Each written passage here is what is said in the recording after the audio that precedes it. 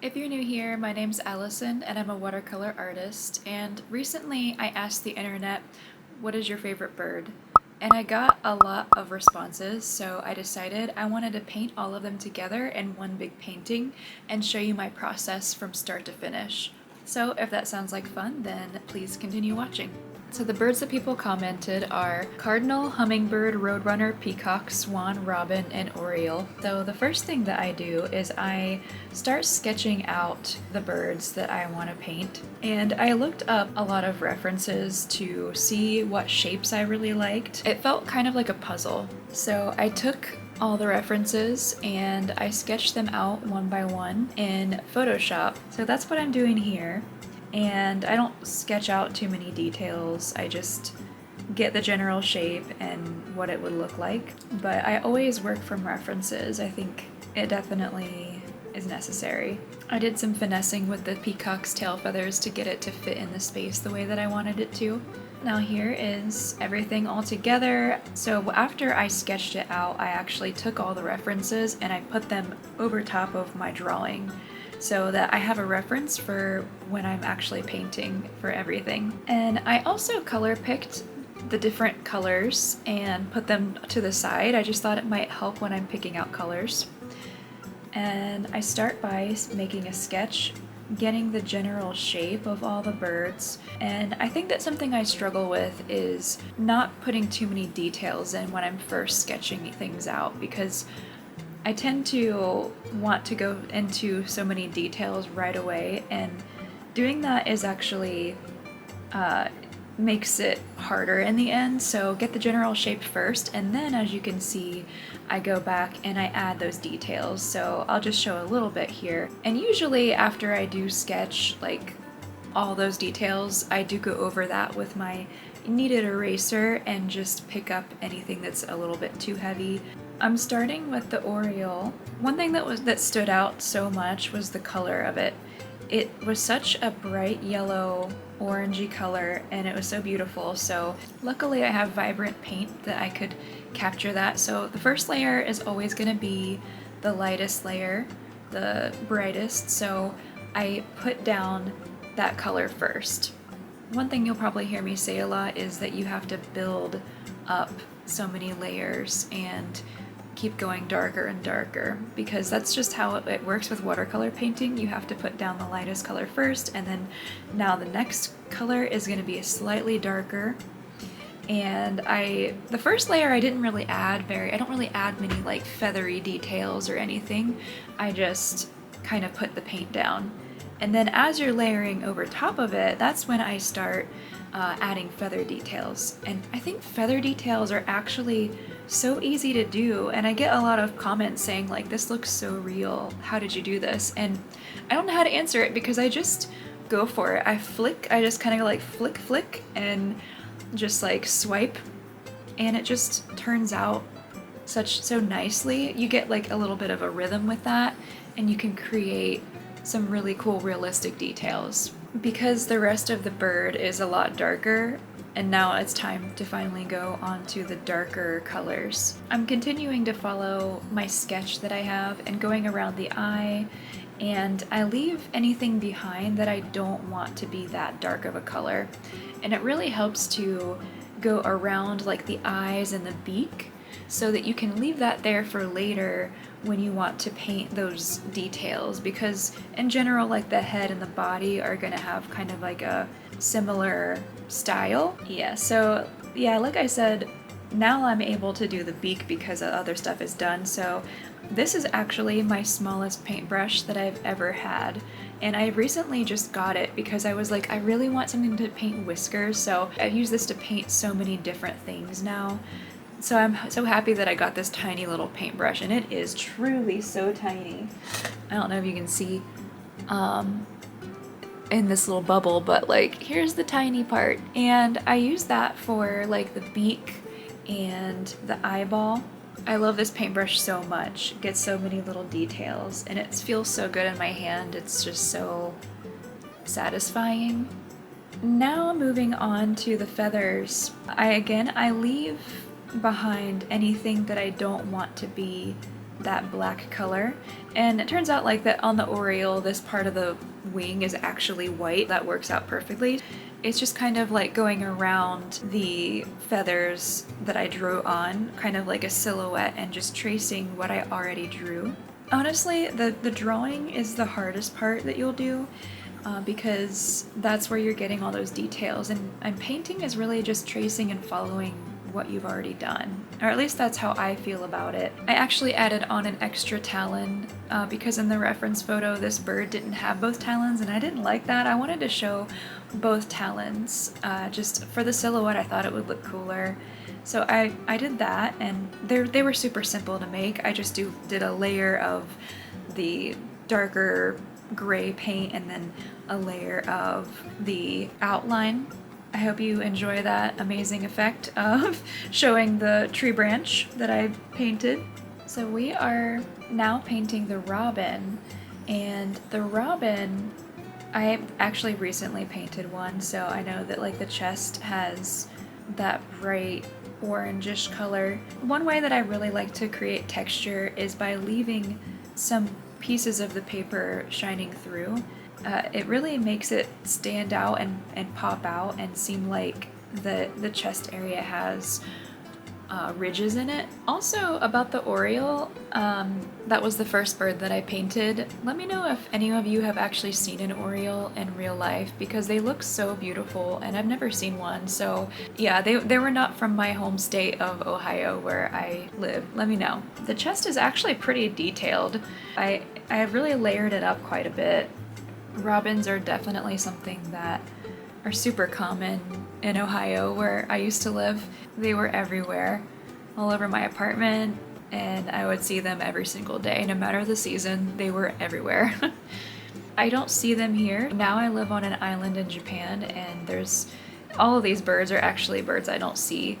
I see completely different birds now, which I will definitely show when I get some good pictures of them, because they're so beautiful.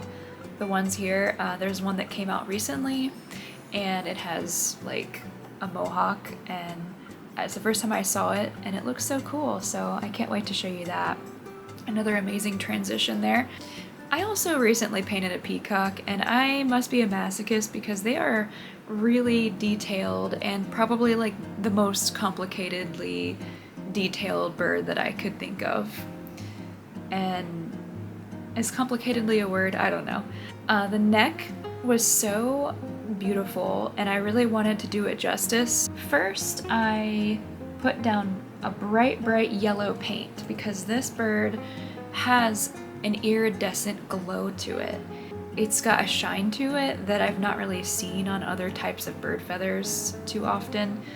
The really bright yellow will help it to really seem like it is very shiny.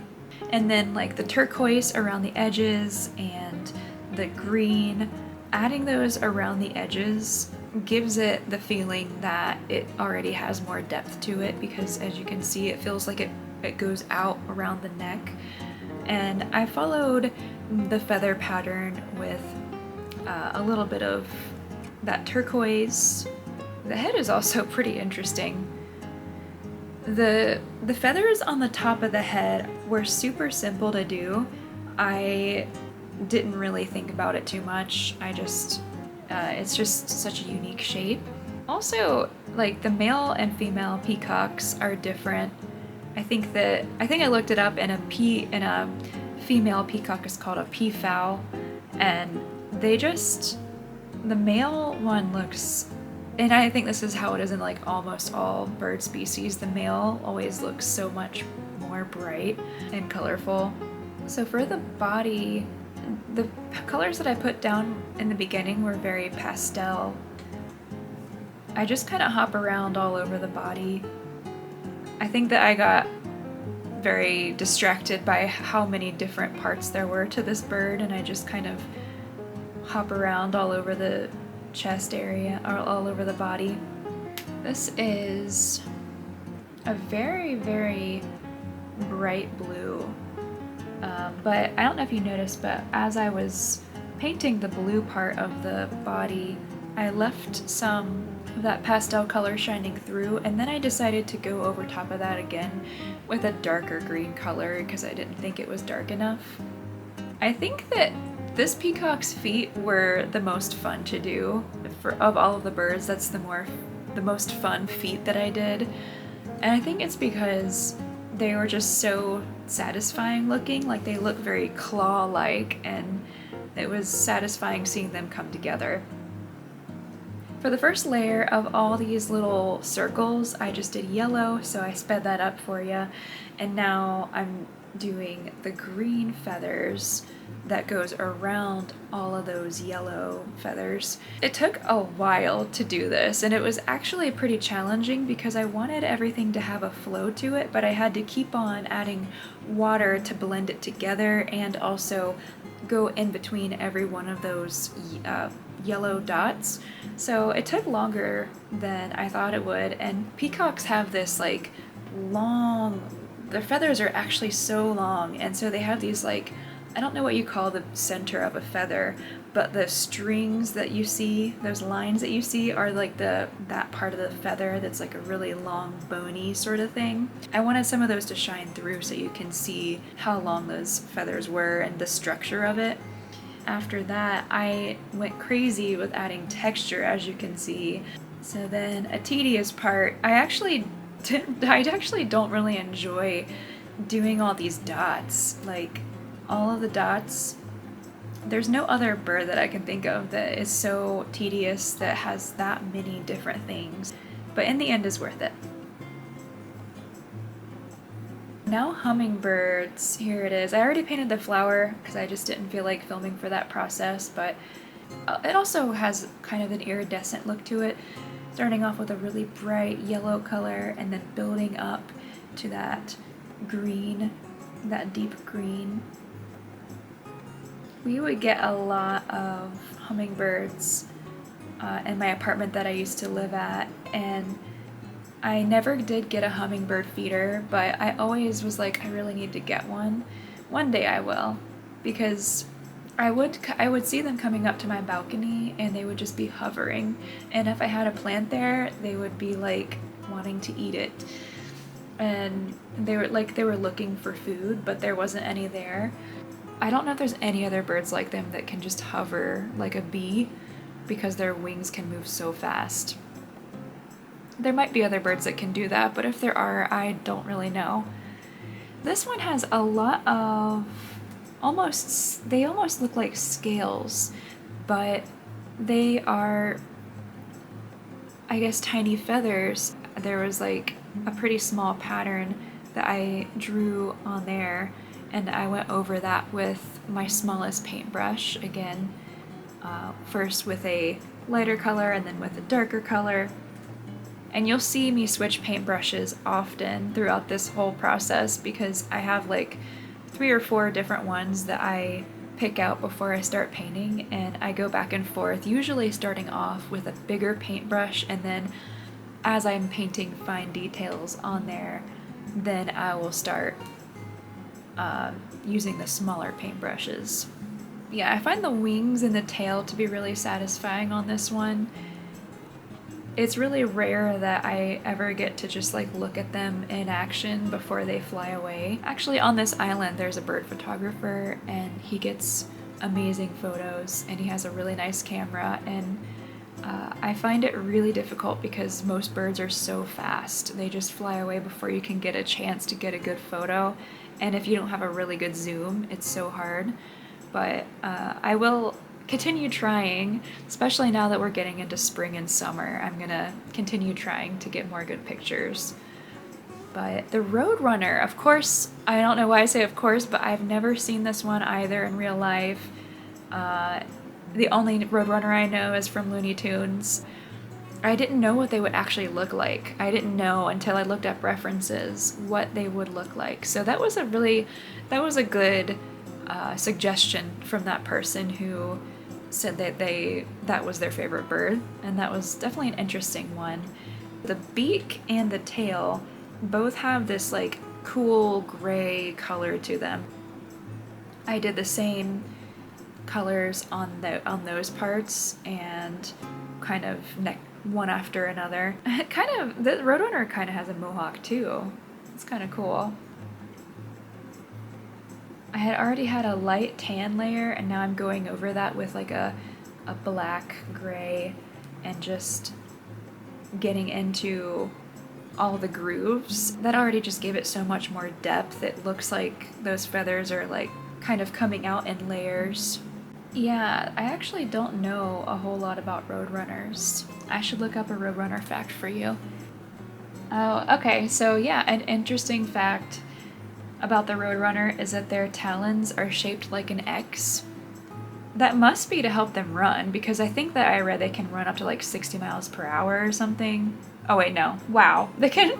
Okay, I might cut that out because that was way too fast. They can run up to 20 miles per hour. 60 miles per hour, maybe that's a cheetah. But yeah, their talons are shaped like an X, which I find fascinating. Moving on. Moving on. Moving on to the swan. I was actually the most excited to paint the swan because out of all the birds here, this is the most different of all of them because it's all white. Pretty much what I'm doing is creating a silhouette for the most part. I'm only putting in the shadows and the silhouette around the bird and of course the beak, but that was something that I was excited to try because it's just so different from the other ones. I painted like the underside and shadows of the feather with a cool gray blue color.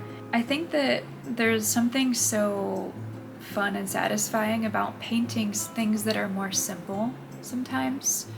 You can play around a little bit more with the shadows and experiment a little bit more because there's not a lot of paint to put down.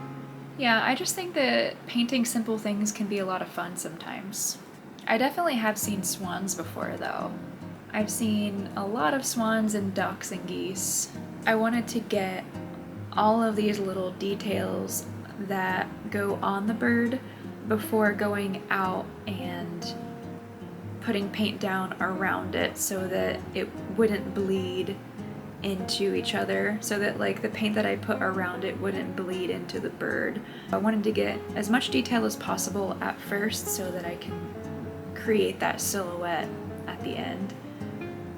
And now I'm just making it go a little bit darker on that spot, on the back wings, because those are meant to be behind the front ones, adding more shadow to that.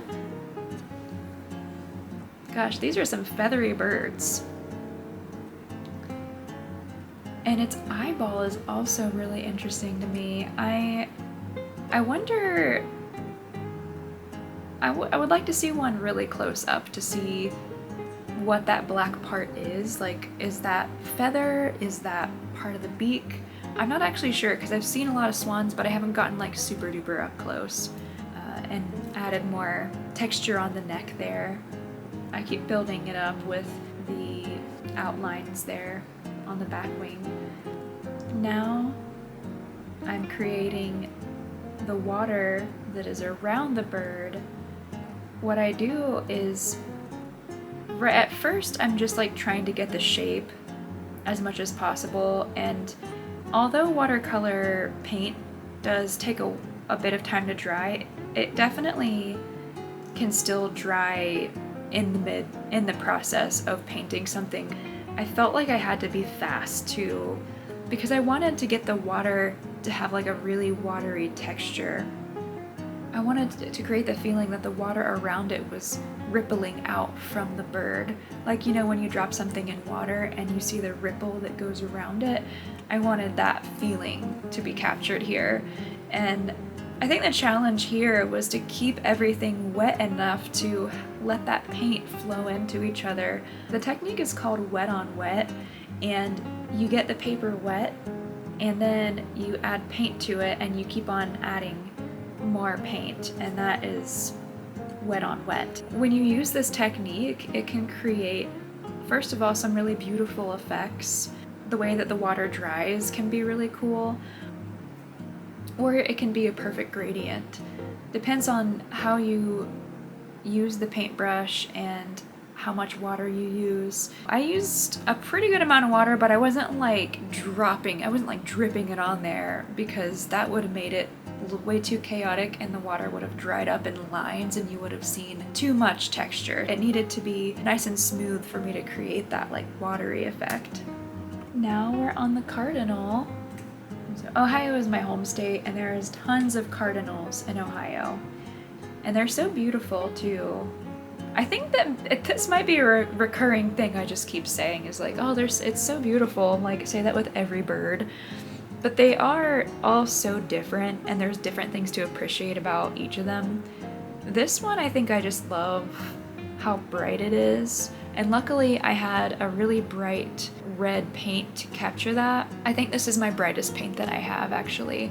First, what I'm doing is pretty simple. I just put down a layer of the bright red paint all over everything, and they actually have a red beak too. So after that, I start going in with the shadows. The shadows really did the heavy lifting with making this one look realistic. I did a lot of shadows, and then at the end you'll see how many highlights I added. It was quite a bit. Yeah, this one was at the very end. This was the last one I painted, so I was like, let's keep it simple. But then of course towards the end I got a little carried away.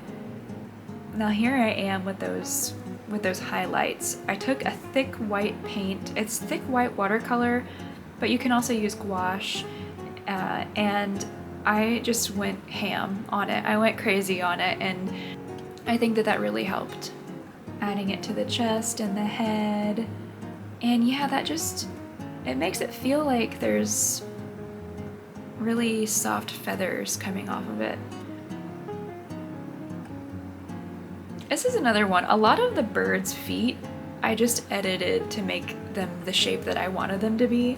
I obviously I used references, but a lot of times I just was like, I want the bird's feet to be more in this position, so I would just change them. Here's all the paintings together, getting a little bit of a close-up. I had a lot of fun painting these.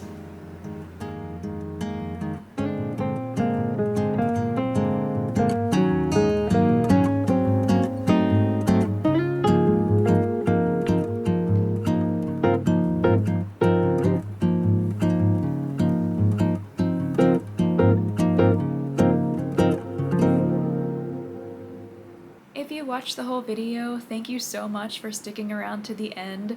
I hope that you got something out of it. I hope that you enjoyed it. If you're a bird person like me, maybe you learned something new. I did my best to explain what was happening, but also still just kind of chat with you and just give you a little bit of conversation. I just hope you enjoyed yourself and that you got something out of this.